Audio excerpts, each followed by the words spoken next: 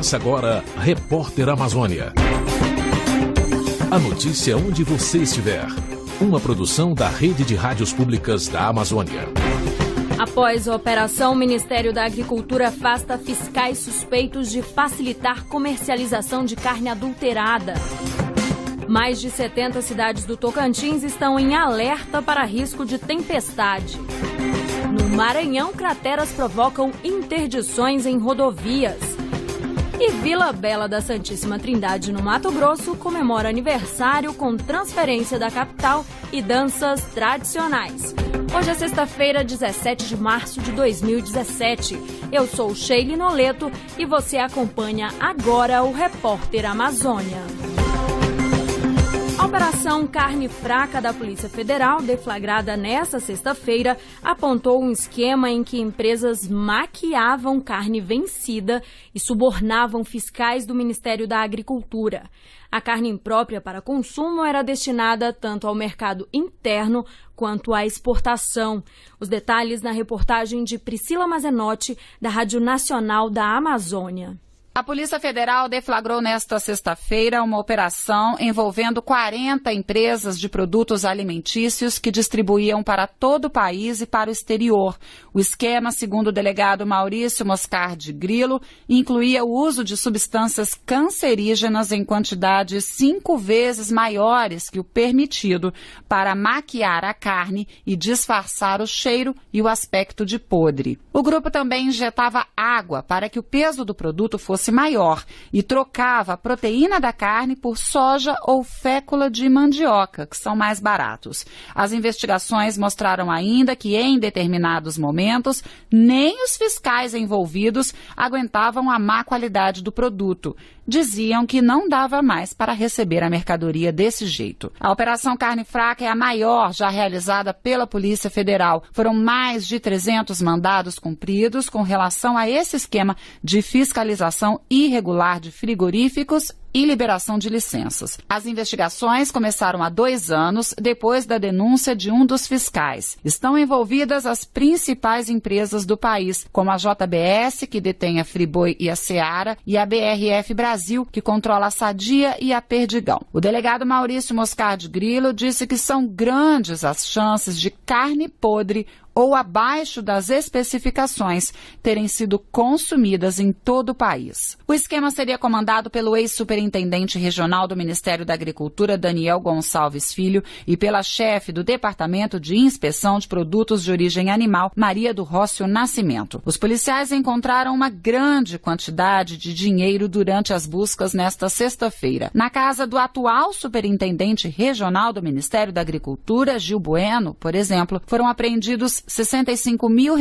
O delegado disse ainda que há indícios de que parte do dinheiro tenha sido destinado a campanhas políticas. O ministro da Justiça, Osmar Serralho, do PMDB, seria padrinho político de um dos envolvidos. Em nota, afirmou que soube nesta sexta-feira, assim como um cidadão igual a todos, que seu nome havia sido citado na investigação e que a conclusão é de que não há indícios de ilegalidades na conversa degravada. O ministro se referiu à transcrição de uma conversa em que chama Daniel Gonçalves Filho de grande chefe. O delegado disse que não havia indícios de crime, mas que, por cautela, era necessário dar o informe. O PMDB informou que desconhece o teor da investigação e não autoriza ninguém a falar em nome do partido. A JBS afirmou que não há nenhuma medida judicial contra seus executivos e que sua sede não foi alvo da operação, e que a empresa e suas subsidiárias atuam em absoluto cumprimento de todas as normas regulatórias no Brasil e no exterior. De Brasília, Priscila Mazenotti. A BRF Brasil, que controla empresas como a Sadia e a Perdigão,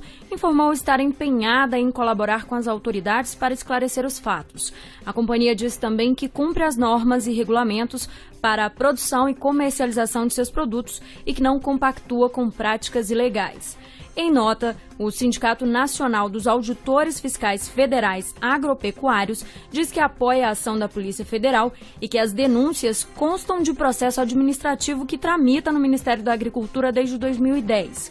O PP, também apontado pela investigação como destinatário do dinheiro, ainda não se manifestou sobre o assunto. Também não conseguimos contato com os demais citados na reportagem.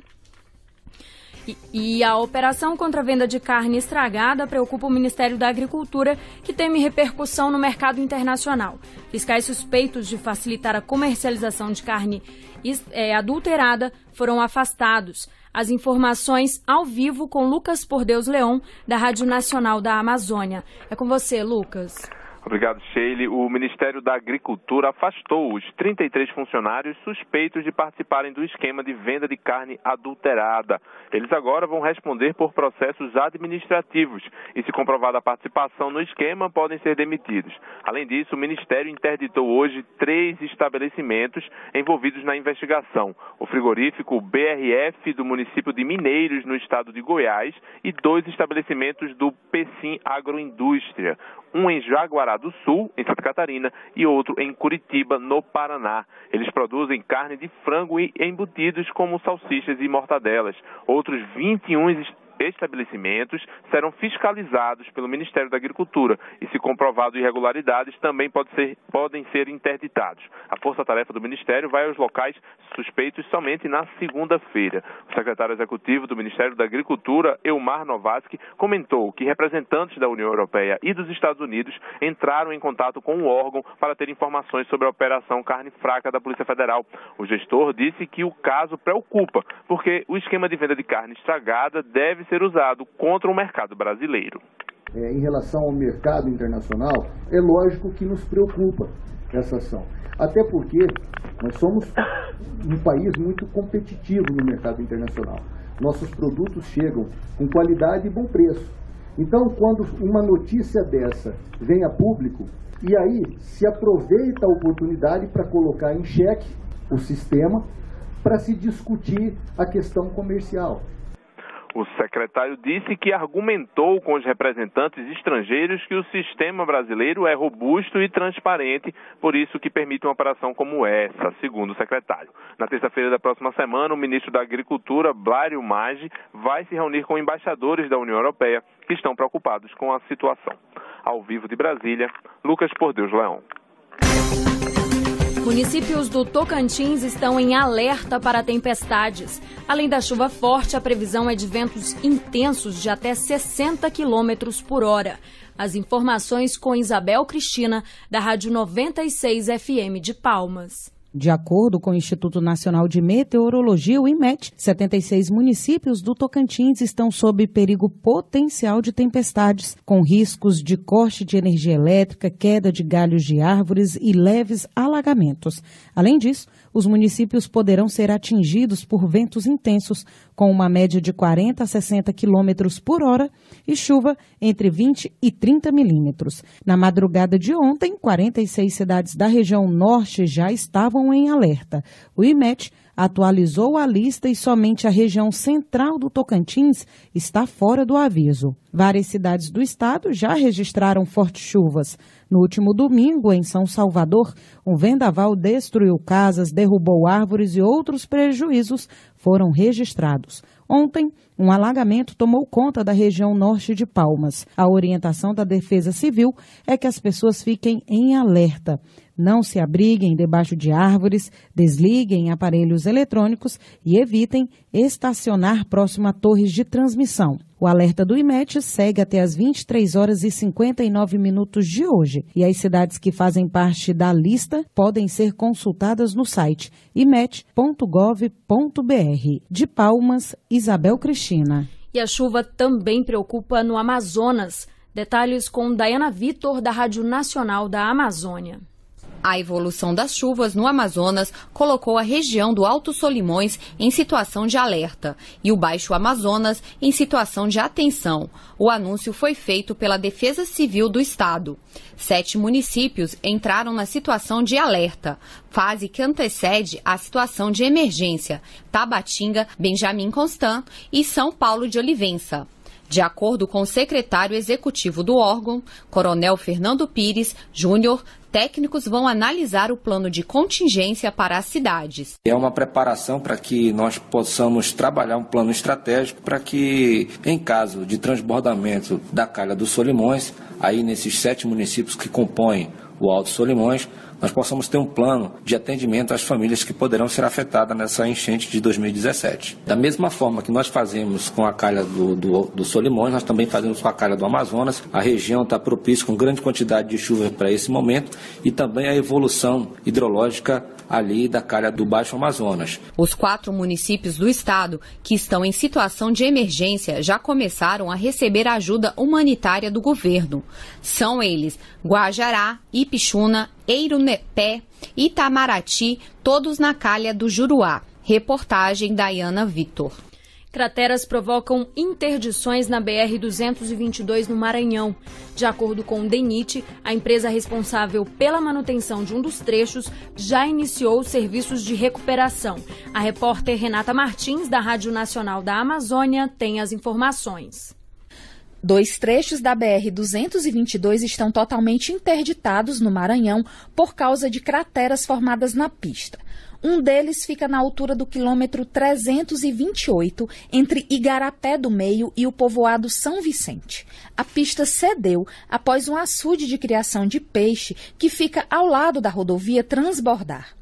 Um desvio por estrada de terra estava sendo utilizado por dentro do povoado, mas as chuvas e o fluxo intenso formaram um lamaçal, 2 caminhões atolaram e interditaram também o desvio. De acordo com a Polícia Rodoviária Federal, o único desvio viável é o retorno até Miranda do Norte, seguindo para Bacabal pela BR-316. Outro trecho bloqueado está na altura do quilômetro 485, no município de Santa Luzia do Tide. O motivo é uma cratera no meio da via, próximo ao povoado de Ferro Velho. A pista cedeu bem na hora que uma caminhonete passava pelo local. O carro caiu no buraco. As 2 pessoas que estavam no veículo tiveram ferimentos leves. A Polícia Rodoviária Federal orienta os veículos a utilizarem a BR-135 e a BR-316. No Pará, a BR-155 amanheceu com o tráfego interrompido próximo ao município de Rio Maria. Um buraco da largura da pista se formou após o rompimento de um bueiro. O DENIT responsabiliza as chuvas fortes pelas erosões. As empresas responsáveis pelas vias realizam serviços de recuperação. Reportagem Renata Martins. Estamos apresentando Repórter Amazônia. Ibama combate garimpo ilegal no Rio Madeira. A ação resultou na apreensão de dragas usadas para extrair ouro. Graziele Bezerra, da Rádio Nacional da Amazônia, tem as informações ao vivo. É com você, Graziele. Sheila, 19 dragas de mineração utilizadas para garimpo ilegal de ouro foram apreendidas pelo Ibama em operação no Rio Madeira nesta quinta-feira. As dragas operavam no entorno de unidades estaduais de conservação entre os municípios amazonenses de Manicoré e Nova Aripuanã.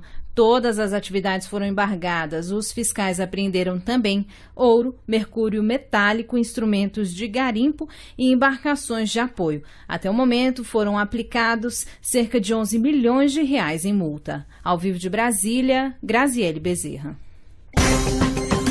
Hoje a Operação Lava Jato completa 3 anos. E na última reportagem, Daniele Soares, da Rádio Nacional da Amazônia, traz informações sobre os desdobramentos internacionais da Lava Jato. Vamos ouvir. Em 3 anos, a Operação Lava Jato firmou 183 pedidos de cooperação internacional com 43 países. Segundo o Ministério Público Federal, são nações como Alemanha, Bahamas, Canadá, Estados Unidos, Panamá, Reino Unido, Rússia, Singapura, Suíça, Suécia e Uruguai. De acordo com o Procurador da República, Paulo Roberto Galvão, os acordos de cooperação com outros países mostram a dimensão da Lava Jato, que é a maior operação de combate à corrupção e à lavagem de dinheiro do Brasil. Muitas dessas provas surgiram de contatos feitos pelo Ministério Público Federal por autoridades brasileiras com autoridades estrangeiras, ou seja, boa parte das evidências colhidas no caso Lava Jato surgiram através da cooperação jurídica internacional. Então, na verdade, a gente pode também dizer que a cooperação internacional é, antes mesmo das relações premiadas, das colaborações premiadas, um dos grandes pilares da Operação Lava Jato. Para o coordenador da Força Tarefa da Lava Jato, o procurador Deltan Dallagnol, sem a cooperação Operação Internacional, os investigadores não teriam conseguido avançar em 38 fases da operação. E ele destaca que, para que o trabalho continue, é preciso apoio da sociedade e do Congresso Nacional. Se eu fosse me concentrar numa mensagem nos 3 anos, eu diria, é necessário irmos para além das Lava Jato. Quando nós olhamos para trás, o que mudou nesses últimos 3 anos, nós percebemos que as 2 mudanças mais significativas foram promovidas pelo Poder Judiciário. A primeira delas foi o fim do financiamento empresarial de campanhas e a segunda foi a possibilidade de execução da condenação de modo provisório a partir do julgamento de segunda instância. As 2 partindo do Judiciário, quando o que nós precisamos, são mudanças muito mais profundas, não cosméticas, mas estruturais que partam do Parlamento brasileiro. E no dia em que a Lava Jato completou 3 anos, um dos principais delatores do esquema, o doleiro Alberto Youssef, progrediu do regime domiciliar para o aberto diferenciado. Ele pode sair de casa, mas tem que continuar usando a tornozeleira eletrônica. Youssef foi condenado na Lava Jato a mais de 100 anos de prisão, mas como assinou o acordo de delação premiada, ficou apenas 3 anos preso. Youssef foi considerado peça-chave na revelação do esquema de corrupção na Petrobras. Mas este não foi o primeiro envolvimento do doleiro em escândalos de corrupção. Ele ficou conhecido a partir do caso Banestado, que investigou o envio ilegal de dinheiro para o exterior por meio do Banco do Estado do Paraná. Youssef foi preso à época e assinou o primeiro acordo de colaboração da história brasileira. Ele tinha se comprometido a não praticar novos crimes. De Brasília, Daniele Soares. Boletim da indústria aponta que o Pará fechou com saldo positivo na produção industrial, mas o desemprego ainda preocupa. Os detalhes na reportagem de Priscila Souza, da Rádio Cultura do Pará. Os dados apresentados no boletim evidenciam a indústria paraense como uma das maiores em expansão produtiva no cenário nacional. O Pará foi o único entre as 14 unidades federativas avaliadas que apresentou saldo positivo em 2016, com um crescimento de 9,5%, sendo a indústria extrativista mineral a principal responsável pelos números, reforça o presidente da Fundação Amazônia de Amparo a Estudos e Pesquisas do Pará, FAPESPA, Eduardo Costa. O desempenho positivo do estado do Pará se deve fundamentalmente ao comportamento do setor extrativo mineral, com um crescimento de 13% ano passado. A indústria de transformação teve um desempenho negativo de menos 5% ano passado, ou seja, a indústria geral do estado do Pará teve um desempenho positivo em função do desempenho do setor extrativo mineral. Se por um lado a abundância dos recursos naturais como minério de ferro tem dado ao Pará posição de destaque, mesmo diante da crise econômica brasileira, o mesmo não ocorre com a indústria de transformação, onde os números são de baixa, observa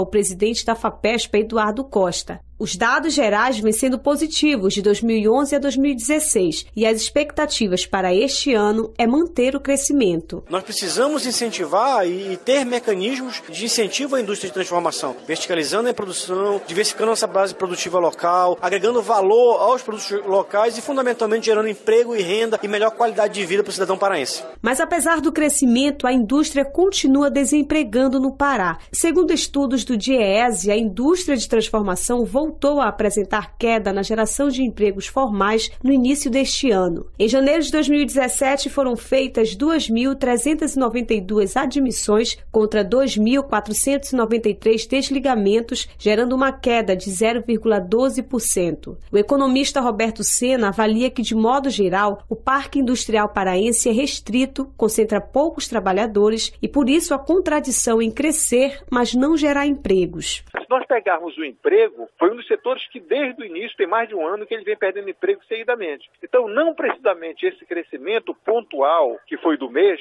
significou dizer que isso também chegou nos empregos. Você cresceu o parque industrial, cresceu o trabalho está sendo desenvolvido, mas não conseguiu, pelo menos até agora, fazer a mesma coisa no que tange a crescimento da mão de obra do mercado de trabalho. Uma série de estudos vem sendo realizados para identificar as deficiências que dificultam a empregabilidade. De Belém, no Pará, Priscila Souza.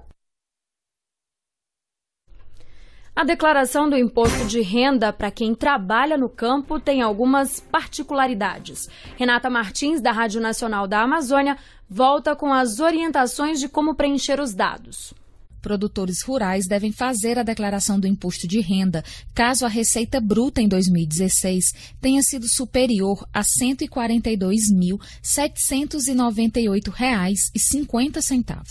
Quem teve prejuízo em anos anteriores ou pretende compensar posteriormente o prejuízo de 2016 também deve declarar. A supervisora de imposto de renda na Delegacia da Receita Federal em Belém, Luísa Maria Pinto, destaca que as informações devem ser comprovadas por documentos. Você tem que ter nota fiscal do produtor ou nota fiscal de entrada de mercadorias quando você vendê-las e receber essa receita. As informações devem ser colocadas dentro do Programa de Declaração de Imposto de Renda de Pessoa Física. É o mesmo usado por todo contribuinte que declara imposto de renda. De acordo com Luísa Maria Pinto, a principal dificuldade do produtor rural é o preenchimento das informações no campo chamado de demonstrativo da atividade rural. Você vai preencher a ficha de identificação do contribuinte, onde devem constar os teus dados, se sendo proprietário de uma propriedade rural, o valor da terra nua vai ser informado aqui na declaração de bens. Mas acontece que você explorou a atividade rural. Você tem disponível um item na barra de rolagem lateral do programa, atividade rural. Você clica numa setinha e ele se desdobra em vários itens. Aí vem os dados do imóvel explorado, as receitas e despesas, apuração do resultado. Esse resultado tributável será transportado para o resumo da sua declaração, onde será apurado o imposto, se houver. O contribuinte que utilizou o programa da Receita Federal chamado Livro Caixa da Atividade Rural pode importar as informações para a declaração de imposto de renda. Dúvidas sobre a declaração da atividade rural ou outras questões podem ser esclarecidas no site da Receita Federal. Por telefone, o número é o 146. Reportagem Renata Martins. Você está ouvindo Repórter Amazônia. Esse mês foi lançado o Sistema Nacional de Controle da Origem dos Produtos Florestais, o Sinaflor. E Roraima é o primeiro estado a operar o sistema, que vai rastrear toda a cadeia produtiva da madeira no Brasil. Os detalhes com Ana Cláudia Bastos, da Radiodifusora de Roraima. Segundo o presidente Rogério Martins, da Fundação Estadual do Meio Ambiente e Recursos Hídricos, a FEMAR, o sistema Sinaflor vai facilitar e agilizar o processo, pois todo o gerenciamento será realizado pela Fundação. Esse sistema é todo online, ou seja, o próprio consultor ele vai estar cadastrando o seu projeto nesse sistema.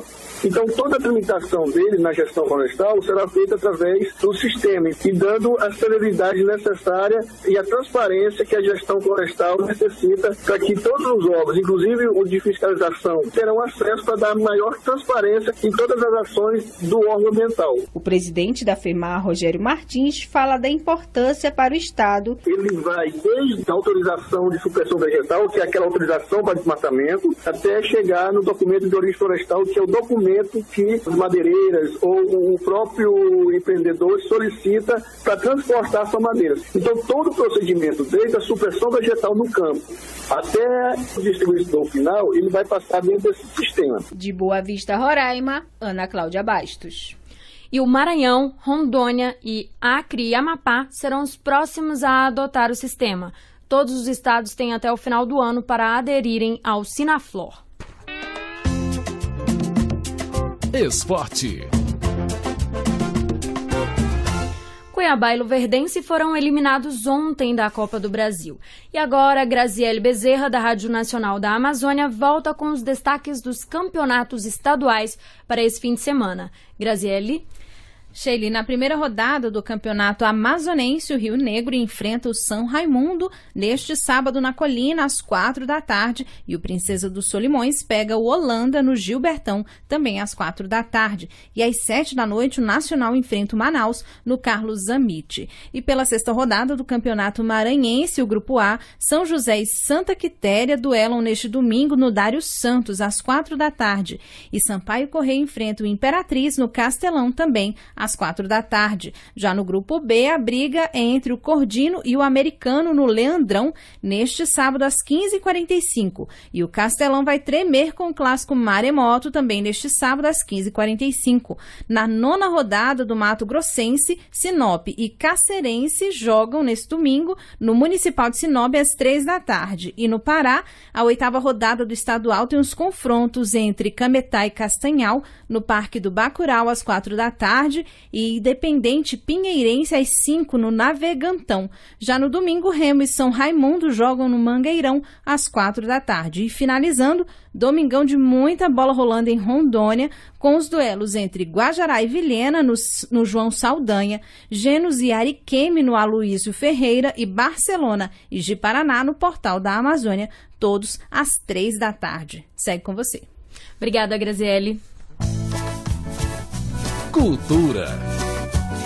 No domingo, o município de Vila Bela da Santíssima Trindade, a 540 quilômetros de Cuiabá, volta a ser a capital de Mato Grosso. A transferência para marcar o aniversário de 265 anos da cidade, que foi a primeira capital do estado em 1748. A cidade de Vila Bela da Santíssima Trindade oferece, a partir de hoje, uma extensa programação cultural. Voltamos com Daniele Soares, da Rádio Nacional da Amazônia. A festa começa na noite dessa sexta-feira e vai até domingo, com atrações culturais, entre elas as apresentações das tradicionais Dança do Congo e do Chorado. O secretário municipal de Cultura, Robinho Profeta, explica o que elas simbolizam. Representa uma guerra entre duas tribos negras, a dança do Congo, e a dança do Chorado é aquelas mulheres que dançam com a garrafa na cabeça, suplicando para aqueles senhores das grandes fazendas para libertarem seus escravos, onde elas dançavam, vestiam suas melhores roupas, dançavam com garrafa na cabeça para demonstrar alegria. No sábado, uma exposição de telas de artistas locais e fotografias de José Medeiros será aberta no Palácio dos Capitães Generais. À noite, tem a 7ª arte, com documentários e curtas-metragens no fundo das ruínas. E em seguida, shows com atrações nacionais, regionais e até da Bolívia. Domingo, a programação inclui cortejo, chá afro, celebrações religiosas e desfile cívico. O dia termina com exibição de filmes e mais apresentações no espaço cultural da cidade. Vila Bela da Santíssima Trindade surgiu de um quilombo no século XVIII. Hoje, a cidade tem mais de 15 mil habitantes e, para quem gosta de natureza, tem mais de 100 cachoeiras espalhadas por suas terras. Com produção de Joana Lima, reportagem Daniele Soares. E o fim de semana em Palmas vai ser de exposição artística e intervenções culturais em comemoração ao Dia da Arte. Os detalhes com Isabel Cristina, da Rádio 96 FM de Palmas. O Palácio Araguaia, em Palmas, foi o local escolhido para receber o Dia da Arte, evento que acontece em diversas regiões do país nesse sábado e que conta com uma série de apresentações artísticas e intervenções culturais.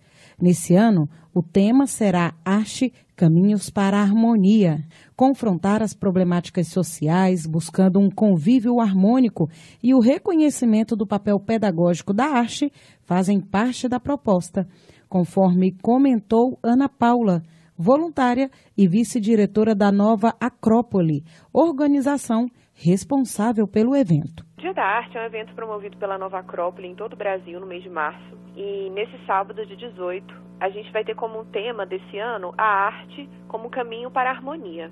A arte ela é fundamental para a formação humana.